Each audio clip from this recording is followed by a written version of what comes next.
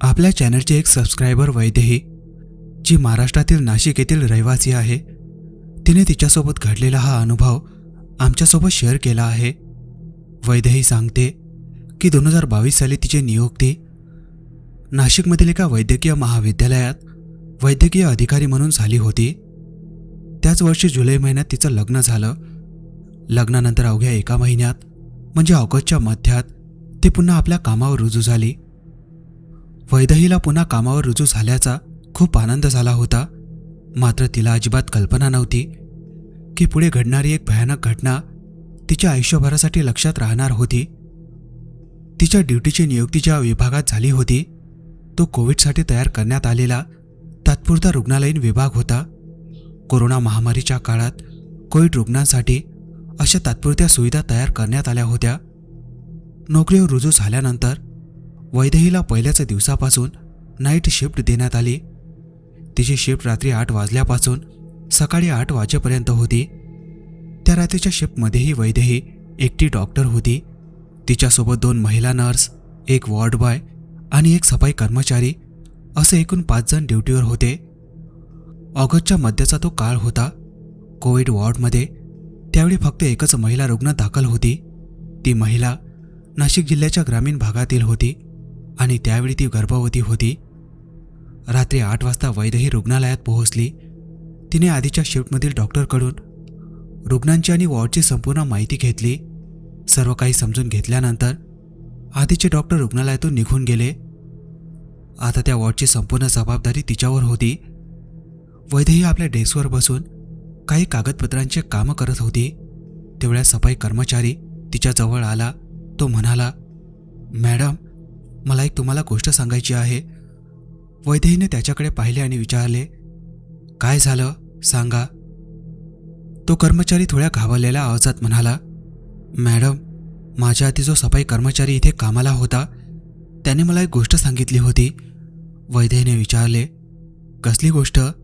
तो पुढे म्हणाला, इथे जी महिला रुग्ण आहे ना, तिच्या एका नातेवाईकाने मागच्या सफाई कर्मचाऱ्याला काही पूजा साहित्य दिलं होतं. ते साहित्य त्या रुग्णाच्या अंगाला स्पर्श करून परत आणायला सांगितलं होतं. वैदेहीला हे थोडं ऐकून आश्चर्य वाटलं. तिने विचारलं, पण असं का. कर्मचाऱ्याने सांगितलं, ते नातेवाईक म्हणत होते की रुग्ण लवकर बरी व्हावी म्हणून त्यांच्या घरी पूजा सुरू आहे.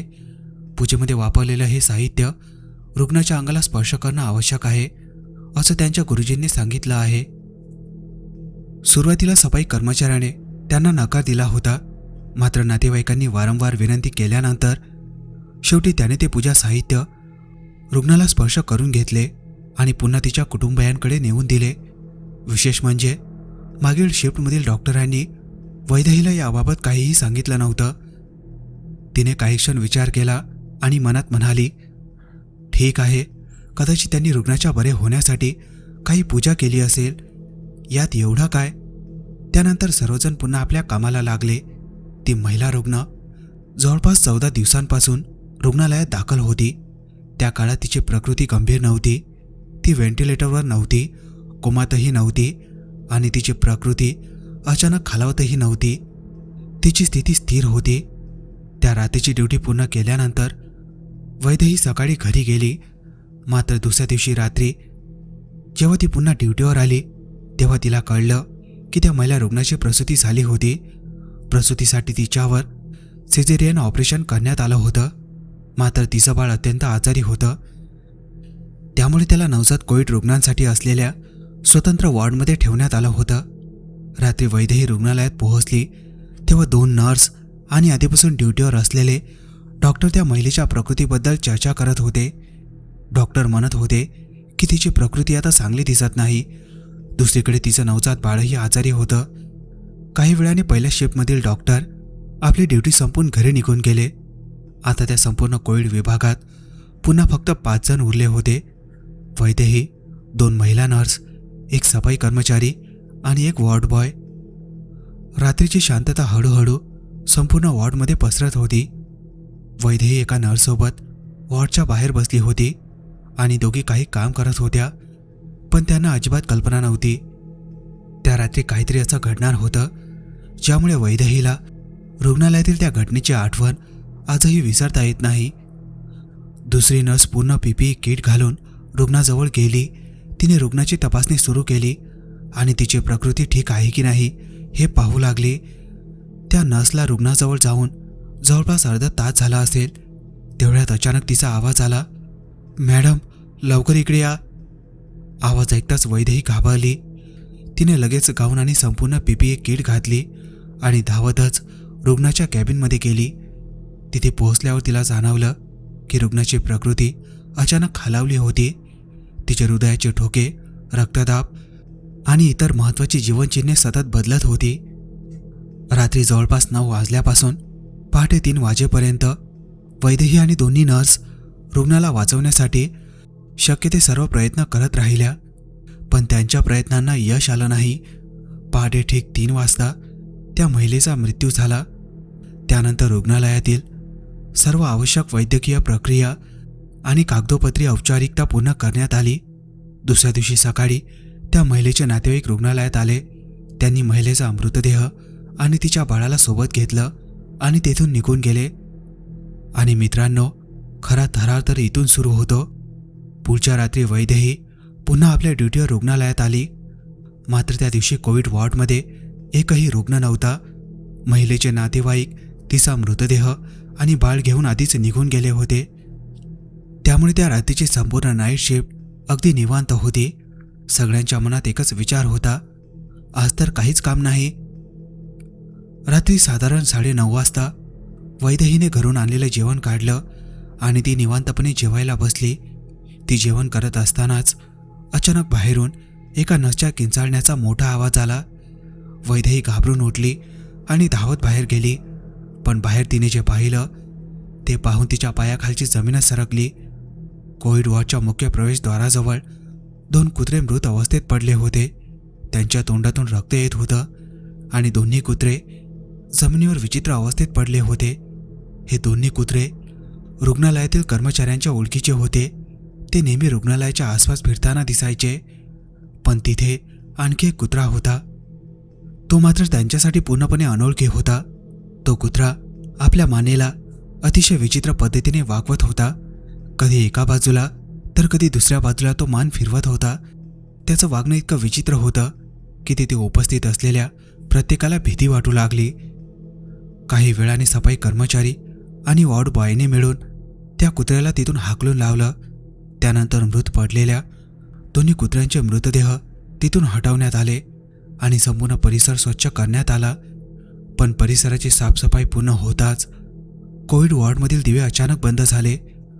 सगळ्यांनी एकमेकांकडे पाहिलं. कोविड वॉर्डमध्ये बॅकअप वीज व्यवस्था होती, मात्र रुग्ण नसलेल्या भागात बॅकअप वीज पुरवठा सुरू होत नसे. रुग्ण असलेल्या कॅबिनमधील आवश्यक मशीन आणि उपकरणे बंद पडू नयेत यासाठीच बॅकअप वीज पुरवठा ठेवण्यात आला होता. त्यामुळे वैदेही आणि बाकीचे सर्व कर्मचारी रुग्णाच्या कॅबिनजवळ असलेल्या बसण्याच्या जागेत जाऊन बसले. त्या जागेच्या समोर एक मोठी काचेची विभाजक भिंत होती. तिच्या पलीकडे रुग्णाची कॅबिन होती आणि त्या काचेतून कॅबिनच्या आतलं बरंच काही स्पष्ट दिसत होतं. सगळेजण तिथे बसून साधारण 5-7 मिनिटेच झाली असतील. तेवढ्यात काचेच्या पलीकडे कॅबिनमधील असलेला दिवा अचानक विचित्र पद्धतीने लुकलुकू लागला. कधी दिवा लागायचा तर कधी अचानक बंद व्हायचा. सगळेजण त्या दिशेने पाहत होते. तेवढ्यात कॅबिनच्या आत असलेल्या बाथरूममधून नळाचा आवाज येऊ लागला. जणू कुणीतरी नळ उघडत होतं आणि पुन्हा बंद करत होतं. पण आत कुणीच नव्हतं. सगळेजण स्तब्ध होऊन एकमेकांकडे पाहू लागले. तेवढ्यात त्यांच्या डोक्यावर असलेल्या टीनच्या छतावरून कुणीतरी धावत असल्यासारखा आवाज आला. जणू एखादी व्यक्ती त्यांच्या डोक्यावरून पळत होती. आता सगळ्यांची भीती आणखी वाढली आणि त्याचवेळी केबिनमध्ये ठेवलेली काही वैद्यकीय उपकरणे अचानक आपोआप सुरू होऊ लागली आणि पुन्हा बंद होऊ लागली. एक मशीन सुरू व्हायचं, काही सेकंदांनी बंद व्हायचं, पुन्हा सुरू व्हायचं आणि पुन्हा बंद व्हायचं. नेमकं काय घडत होतं हे कोणाला समजत नव्हतं. संपूर्ण वातावरण इतकं भयानक झालं होतं की कुणाचीही तिथून एकट्याने जाण्याची हिंमत होत नव्हती. वैदेहीने सगळ्यांना स्पष्ट सूचना दिली, आजपासून कुणीही एकटं कुठेही जाणार नाही, आपण सगळे एकत्रच राहायचं. त्या रात्री एकाही व्यक्तीला झोप लागली नाही. केबिनमधून येणारे विचित्र आवाज, अधूनमधून लुकलुकणारे दिवे आणि टीनच्या छतावरून येणाऱ्या धावण्याच्या आवाजामुळे संपूर्ण रात्र भीतीच्या वातावरणात गेली. सकाळ झाली. सकाळच्या शिफ्टमधील डॉक्टर आणि इतर कर्मचारी रुग्णालयात येऊ लागले. त्यांना पाहिल्यानंतर वैदेही आणि तिच्यासोबत असलेल्या कर्मचाऱ्यांना थोडा दिलासा मिळाला. ड्युटी संपल्यानंतर सगळे आपापल्या घरी निघून गेले. वैदेही आपली स्कूटर घेऊन घरी जाण्यासाठी निघाली. रस्त्यात तिला काही किराणा सामान घ्यायचं होतं, त्यामुळे तिने एका दुकानाजवळ स्कूटर पार्क केली आणि दुकानाच्या दिशेने चालू लागली. पण पार्किंगच्या जागेपासून दुकानापर्यंत चालत जात असतानाच अचानक तिच्या पायाला एक दगड लागला. तिचा तोल गेला आणि ती थेट रस्त्यावर पडली आणि त्याच क्षणी एक भरधाव ट्रक तिच्या अगदी जवळून सुसाट वेगाने निघून गेला. वैदेही काही क्षण रस्त्यावरच बसून राहिली. तिच्या अंगावर अक्षरशः काटा आला होता. ती स्वतःशीच म्हणाली, आज तर माझा जीव वाचला, अगदी थोडक्यात. पण तिला तेव्हा अजिबात कल्पना नव्हती, ही केवळ एक सुरुवात होती. वैदेही उठली आणि तिने मागे वळून पाहिलं. तिच्या पायाला नेमकं कशामुळे ठेच लागली होती हे पाहण्यासाठी तिने रस्ता तपासला. तिला वाटलं होतं की कदाचित एखादा खड्डा किंवा दगड असावा, पण तिथे काहीच नव्हतं. रस्ता पूर्णपणे सपाट होता. तरीही वैदेही अचानक तिथे पडली होती. तिने या गोष्टीकडे फारसं लक्ष दिलं नाही. ती शांतपणे दुकानात गेली, आवश्यक किराणा सामान घेतलं आणि पुन्हा घराच्या दिशेने चालू लागली. पण घराकडे जात असतानाच अचानक एक स्कूटर तिच्या स्कूटरला धडकली. विशेष म्हणजे समोरची स्कूटर अतिशय कमी वेगाने येत होती, त्यामुळे वैदेहीला गंभीर दुखापत झाली नाही. मात्र तिला काही समजत नव्हतं. एका दिवसात एका पाठोपाठ एक विचित्र घटना घडत होत्या आणि तिचं मन पूर्णपणे गोंधळून गेलं होतं. कशीबशी ती घरी पोहोचली. पण घराजवळ पोहोचताच अचानक कुठून तरी एक बैल तिच्या दिशेने धावत आला. बैलाला आपल्याकडे येताना पाहून वैदेही घाबरली. तिने स्कूटर बाजूला वळवण्याचा प्रयत्न केला आणि घाबरलेल्या अवस्थेत स्कूटरसह रस्त्याच्या कडेला असलेल्या शेतात जाऊन पडली. आता मात्र वैदेही पूर्णपणे हादरली होती. एकाच दिवशी 3 अपघात. तिच्या मनात एकच विचार येत होता, कुणीतरी मला मारण्याचा प्रयत्न तर करत नाही ना? पण त्या क्षणी तिला या मागचं कारण काही समजत नव्हतं. घरी परतल्यानंतर तिने स्वतःला सावरलं, नाश्ता बनवला, जेवण केलं आणि फ्रेश होऊन झोपण्यासाठी आपल्या खोलीत गेली. दिवसा झोपताना तिला एक विचित्र स्वप्न पडलं. स्वप्नात तिला दिसलं की तिची मैत्रीण काजल तिच्या घरी आली आहे. काजल बाहेरच्या खोलीत झोपली होती, तर वैदेही आपल्या खोलीत झोपली होती. काही वेळाने काजल उठली आणि वैदेही ज्या खोलीत झोपली होती त्या खोलीत आली. पण खोलीत प्रवेश करताच काजलची नजर वैदेहीच्या बेडच्या शेजारी उभ्या असलेल्या एका महिलेकडे गेली. ती महिला अगदी वैदेहीच्या बेडजवळ उभी होती. तिने पांढरा झगा घातला होता. तिचे लांब केस खाली सोडलेले होते. तिचे डोळे लालसर दिसत होते आणि ती अतिशय रागाने वैदेहीकडे पाहत होती. काजलची नजर त्या महिलेच्या नजरेला भिडली. काजल घाबरली. ती काहीही न बोलता वैदेहीच्या खोलीतून बाहेर पळू लागली. पण ती बाहेर पळत असतानाच ती पांढऱ्या कपड्यातील महिला तिच्या मागे धावू लागली आणि त्याच क्षणी वैदेहीची झोप अचानक उघडली. ती प्रचंड घाबरलेली होती. तिच्या संपूर्ण चेहऱ्यावर घाम आला होता. तिचा श्वासही जोरात चालू होता. काय घडलं होतं हे समजून घेण्याचा ती प्रयत्न करत असतानाच अचानक तिचा फोन वाजला. स्क्रीनवर नाव होतं काजल. वैदेहीने फोन उचलला.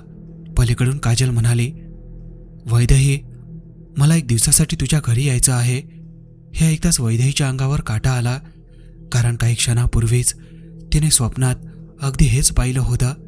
तिने घाबरलेल्या आवाजात काजलला सांगितलं, नाही नाही, आता येऊ नकोस, माझ्याकडे खूप काम आहे. वैदेही पुढे लिहिते की त्यावेळी तिला कदाचित हे जाणवलंच नव्हतं की तिने पाहिलेले ते स्वप्न कदाचित भविष्यात घडणाऱ्या एखाद्या घटनेची पूर्वसूचना असू शकते आणि तिच्या स्वप्नात दिसलेली ती स्त्री कदाचित काजलसोबत तिच्या घरी येणार होती. आता मात्र वैदेही पूर्णपणे हादरली होती. ती लगेच उठली, आंघोळ केली आणि थेट मंदिरात गेली. तिच्या घराजवळ दुर्गादेवीचं एक मंदिर होतं. तिथून तिने देवीचा फोटो असलेलं एक मोठं कॅलेंडर विकत घेतलं.